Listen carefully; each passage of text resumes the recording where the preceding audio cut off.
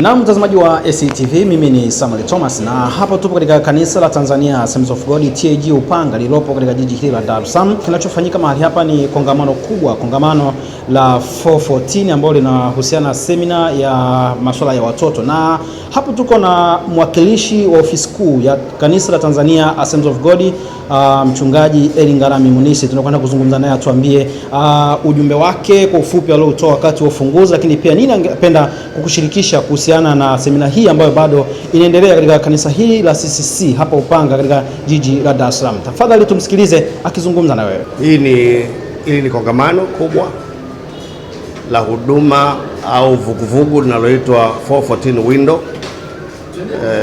414 Window ni vuguvugu lenye kulenga kufikia watoto wa umri kati ya miaka 4 mpaka 14 kwa neno la Mungu.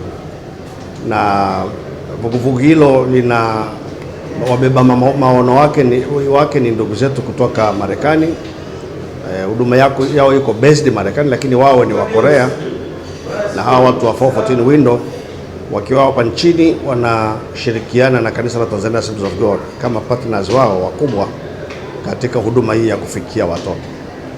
Na wanafikia watoto kwa namna mbalimbali. Wanachimba visima kwenye mashule ambako watoto wapo ili kuwagusa watoto katika mahitaji hayo makubwa ya maji katika maeneo ambayo hakuna maji. Lakini pia wanafanya makongamano kama haya ya uwezeshaji kwa wadau wa watoto, kwa maana ya wahudumu wa watoto, wakiwa ni viongozi, wakiwa ni walimu wa watoto mashuleni, makanisani, kwa namna ile ambayo inawezekana kuwafikia. Na hapa nchini wamefanya kongamano kama hili kule Arusha, kule Dodoma. Sasa wako hapa kwa siku hizi mbili, ya leo tarehe 25 na tarehe 26 mwezi huu wa 3 kwa mwaka huu 2025. Na tumeanza leo kwa kweli kama nilivyosema kwenye ujumbe wangu wa ufunguzi, tunachukulia kukutanishwa mahali hapa ambako tuko viongozi wa aina mbalimbali au ngazi mbalimbali. Kuna maaskofu wa majimbo na kamati zao, majimbo yaliyopo kwenye mikoa hii ya Dar es Salaam na Pwani. Lakini pia tuna viongozi wa idara za watoto katika ngazi za majimbo mpaka waalimu wenyewe walio mashuleni na makanisani. Na tuko hapa pia wachungaji, wako waangalizi, wako viongozi mbalimbali.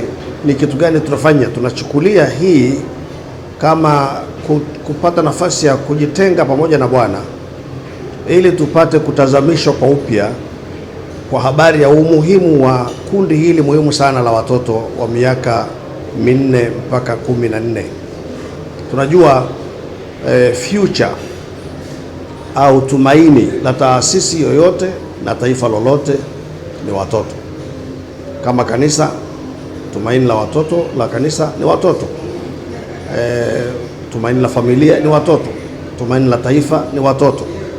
Kama kizazi cha watu wazima kisipoweza kurithisha watoto imani ya Mungu wao, misingi ya imani yake, maadili yake, basi hatutakuwa na kesho yenye manufaa.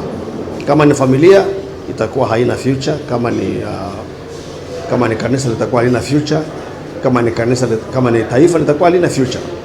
Kwa sababu hawa watoto wa miaka 4 mpaka 14 leo, kwanza ni umri ambao mioyo na akili zao viko wazi kupewa wanachotakiwa kupewa, kitakachowafinyanga kuwafanya watu. Tukiwaacha basi dunia itawakusanya, itawapa maadili yake ya kidunia. Shetani atawakusanya, atawapa maadili yake ya kishetani. Watakapokuwa watu wazima watakuwa watu hao waliowekezewa vitu hivyo. Lakini tukiwakusanya, tukiwafundisha leo kwa neno na kwa tendo, kwa maana ya mafundisho na kwa mfano wa maisha yetu, basi sisi wazee tutakapoondoka tunaacha kanisa lililo bora, familia iliyo bora, taifa lililo bora. Sasa tumekutana hapa ili kupeana inspiration, tupate kutiana moyo na tupate kupeana mikakati ya kimungu ili tuondoke hapo tumebadilishwa zaidi, tumeona umuhimu zaidi ili na sisi tukapate kuwa chachu ya mabadiliko katika maeneo ya huduma zetu. Haya, msikilizaji, ndiyo ambayo yametuweka mahali hapa, na nitumie nafasi hii kukuomba wewe kiongozi wa idara ya watoto kwa ngazi yoyote, kwamba ni wa jimbo, kwamba ni wa section, kwamba ni wa kanisa, ukiwa ni mchungaji, ukiwa ni mwalimu wa watoto kanisani au kule mashuleni kwa ngazi yoyote, kwamba ni primary school au secondary school, tumebakiwa na siku moja ya kesho. Tafadhali sana, hebu ufike mahali hapa Upanga CCC saa 2 kamili. Tuna walimu wazuri wamesafiri umbali mrefu sana kuja hapa ili kusema na wewe na mimi. Usipoteze fursa hii, na Mungu akubariki.